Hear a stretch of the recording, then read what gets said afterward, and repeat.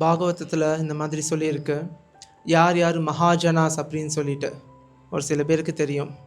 ஸ்வயம்பு நாரத சம்பு குமாரோ கபிலோ மனுஹு பிரஹலாதோ ஜனகோ பீஷ்மோ பலிர் வையாசகிர் வயம் அப்படின்னு சொல்லிட்டு இது யமராஜர் சொல்கிறாரு. யம தர்மராஜர் சொல்கிறாரு, 12 மகாஜனங்கள் இருக்காங்க. அந்த மகாஜனங்கள் யார் யார், அவங்க கிட்ட இருந்து நீங்கள் இந்த டிவோஷனல் சர்வீஸ், அதாவது பக்தி சேவை கைங்கரியம் சொல்லுவாங்க, அது எப்படின்னு தெரிஞ்சுக்கணும் அப்படின்னு சொல்லிட்டு யம தர்மராஜர் சொல்கிறாரு. அவருக்கு பேரே தர்மராஜர்னு கொடுத்துருக்காங்க.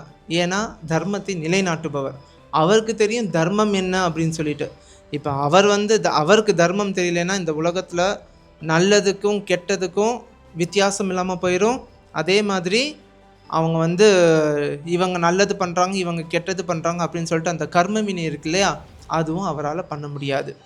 ஸோ அதனால தான் அவருக்கு யம தர்மராஜர் அப்படின்னு சொல்லிட்டு பேர்.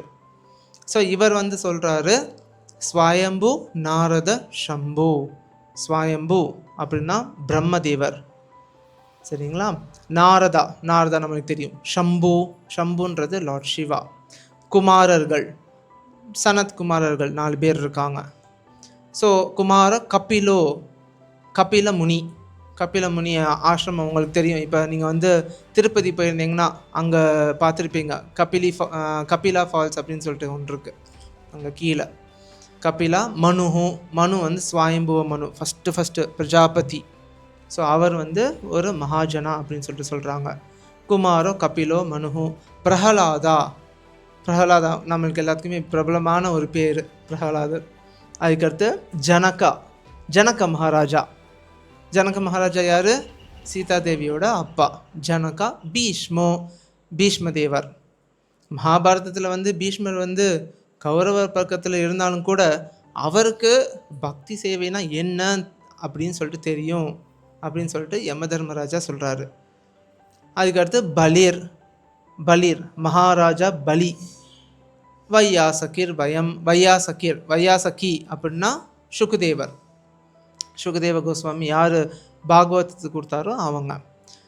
அதுக்கடுத்து அயம். ஸோ அது அவரையே குறிக்குது. ஸோ இந்த மாதிரி 12 பேருக்கு பகவத் பக்தினா என்னன்னு தெரியும், எப்படி அவருக்கு கைங்கரியம் பண்ணணும்னு அவங்களுக்கு மட்டும்தான் தெரியும் அப்படின்னு சொல்லிட்டு யம தர்மராஜா யமதூதர்கள்கிட்ட சொல்லி, இந்த மாதிரி யார் யார் கேட்டு பண்ணுறாங்களோ அவங்கள நீ டச் பண்ணாத அப்படின்னு சொல்லிட்டு சொல்கிறாங்க.